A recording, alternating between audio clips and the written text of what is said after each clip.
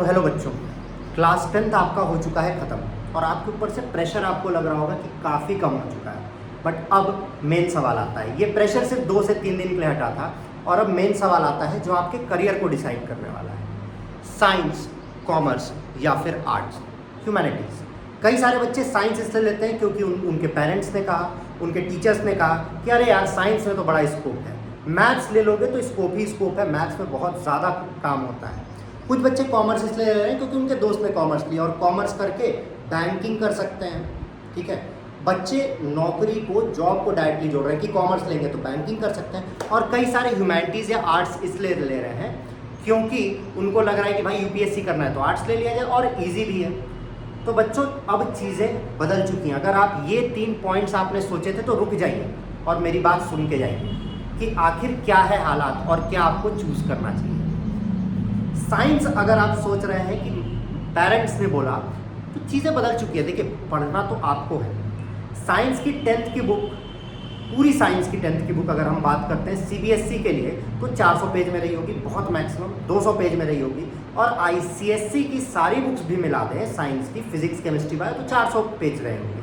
पर इस बार जो आपको बुक मिलने वाली है वो 400 पेज में एक पार्ट होगा भाई, ठीक है, और एक कॉन्सेप्ट पे 40 क्वेश्चन होंगे। यहाँ 40 क्वेश्चन पूरे एक चैप्टर में होते थे, 2 चैप्टर में होते थे, अब 40 क्वेश्चन एक कॉन्सेप्ट पे होंगे।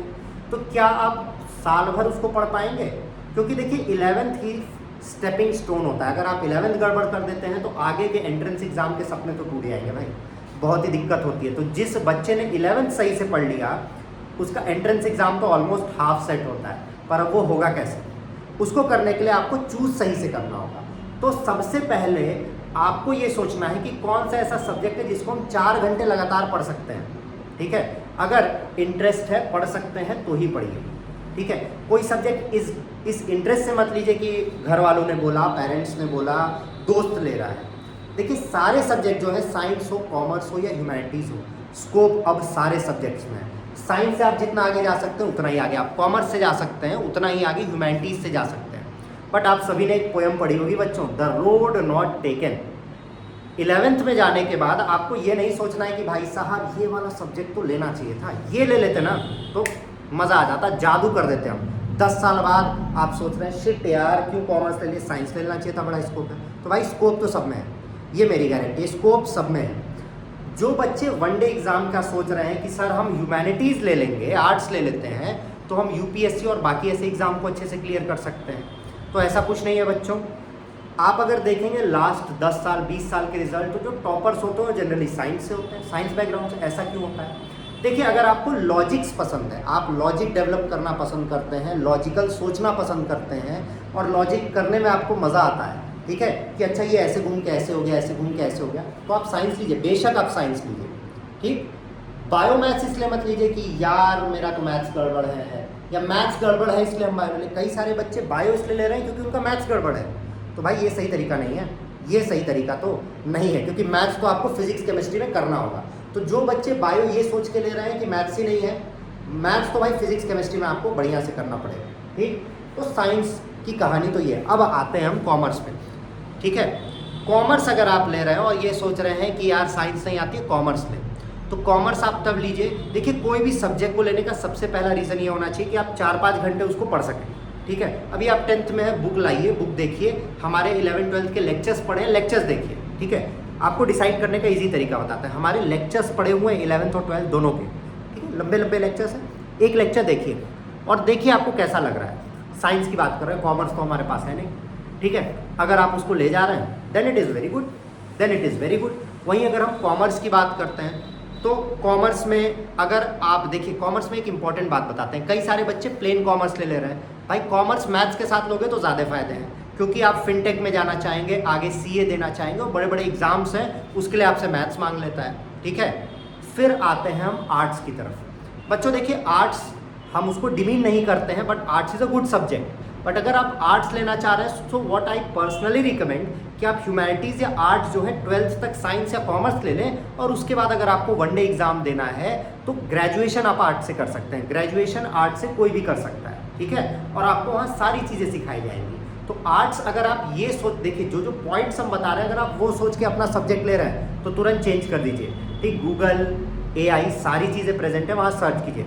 अगर आप मैथ्स ये सोच के ले रहे हैं क्योंकि कॉमर्स आर्ट्स में कुछ नहीं है, गलत पॉइंट। अगर आप बायो ये सोच के ले रहे हैं कि मेरी मैथ्स गड़बड़ है, गलत बात। कॉमर्स आप ये सोच के ले रहे हैं कि यार साइंस पढ़ने का मन नहीं करता है, फिजिक्स या केमिस्ट्री से डर लग रहा है, कॉमर्स ले लेते हैं, क्योंकि आपको उस सब्जेक्ट को बहुत दिनों तक चलाना है, तो इस पर ध्यान दीजिएगा। और अगर आप आर्ट्स से सोच के ले रहे हैं कि भैया हमें आगे जाके UPSC करना है, तो ये भी आपकी एक गलत सोच है, ठीक है। तो सब्जेक्ट चूज किस तरीके से करना है ये हमने आपको बता दिया है, कहाँ से आप देख सकते हैं ये हमने आपको बता दिया है, क्योंकि यही डिसाइड करने वाला है कि आगे आपके साथ क्या होगा, कैसा एग्ज़ाम आप देने वाले हैं, कैसी ज़िंदगी जीने वाले हैं। तो ये आपके लिए बहुत ही ज़्यादा ज़रूरी है। बात समझ में आ रही है बच्चों? तो आपके लिए एक टेक्निक है APS। इस APS टेक्निक को अपना के आप अपना काम कर सकते हैं। APS ये आपको बताएगा कौन सा सब्जेक्ट चूज करना है। A stands for aptitude. A stands for aptitude. आप देखिए कि 10th में आपके मार्क्स रेगुलरली किसमें अच्छे आ रहे थे, बहुत बढ़िया से आप काम कर पा रहे थे, पढ़ पा रहे थे। दूसरा है प्रॉपर स्टडी। जैसा हमने बोला कि कम से कम 4 घंटे आप किसको लेके पढ़ पाएंगे, आप YouTube पे अलग अलग टीचर्स के लेक्चर्स हैं, उनके 4 घंटे के लेक्चर जाके देखिए जिसमें पढ़ाया गया है। साइंस के बच्चे हमारा देख सकते हैं, कॉमर्स और आर्ट्स वाले ढूंढ सकते हैं। 4 घंटे अगर आप पढ़ पा रहे हैं, इंटरेस्ट आ रहा है 11th का सिलेबस, तो ज़रूर, एकदम ज़रूर। और लास्ट इज सर्च। अब सर्च कीजिए कि आप 12th पास करते हैं तो 2029, 2030 तक क्या स्कोप है आपके सब्जेक्ट का। इन तीनों को जो पास करता है वही सब्जेक्ट चूज करिएगा। तो आज के लिए इतना ही।